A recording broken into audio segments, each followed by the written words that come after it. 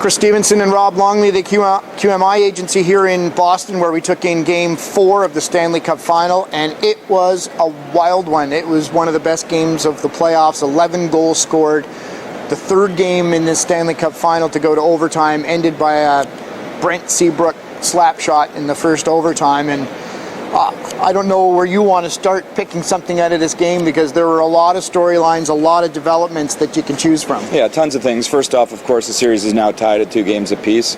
The Blackhawks have home ice advantage back for Saturday's Game 5 in their barn, and it was well-deserved. But I think what you and I talked about it during the second period, we're not sure if we saw as entertaining a stretch of hockey these playoffs. There were 5 goals. It was end-to-end. It was a lot of big hitting, because these guys are laying it all on the line. Yeah. It sounds like a cliche, but when you get to this point in the Stanley Cup playoffs, they're giving everything they've got, and it was... Bruins coming back from a couple of 2-goal deficits. Twice. One of the storylines certainly moving forward now, it's tied. Corey Crawford, Chicago Blackhawks goaltender, beaten time and time again in these playoffs and in this final to the glove side. And it's going to be interesting Saturday. I don't know what they can do in the 2 days between now and then to maybe try and build up his confidence. I don't know what they do in practice. You suggested maybe just shooting on the blocker side. Yeah. Shoot beach balls at his glove hand to give him some confidence. But what do you take out of that? Well, I think all 5 goals were glove side, and I mean, to me there was only one that was a real bullet, and that was the Johnny Boychuk shot from the point that maybe most goalies in the league wouldn't have had. But they're definitely targeting that glove. They've been doing it all series, and he's been weak at it. He's missed it. He waved at a couple tonight that just got by him. You and I were joking, and I think in the second intermission we were saying, Steve Yzerman was here for the general manager meetings, and he was watching the game tonight. Well, if he's scouting goalies for Sochi, I think he probably would have big X through that guy's name tonight.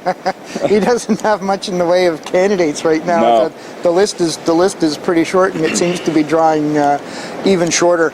Big development. Joel Kenville was getting a little bit of heat. The Hawks had dropped 2 games in a row. People wondering about changes that he should make.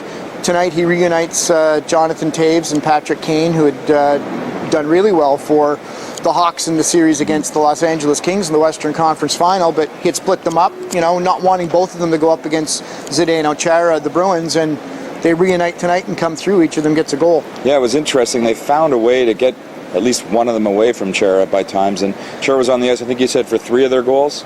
Or was it -3? He was on -3 for the night, and on for 5 of the 6 goals against. Yeah, and I wonder if we head back to Chicago now, and Toews and Kane, obviously the emotional leaders of this team in a lot of ways. The fact that they finally got themselves on the score sheet with big goals, if now they play with a whole bunch of confidence at the United Center in their own building with their own fans behind them.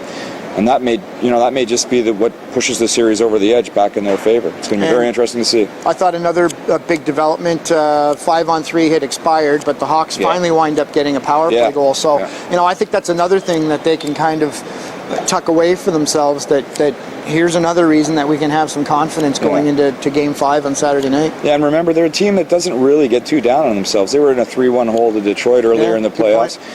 And they didn't play like a team lacking in confidence tonight in the first 10 minutes. They came out in a tough building to play in, and they carried the flow of the game right from the start. And I think that that speaks to the confidence that they play with. And they expect the battle from the Bruins, but they're not going to back off from it, I don't believe.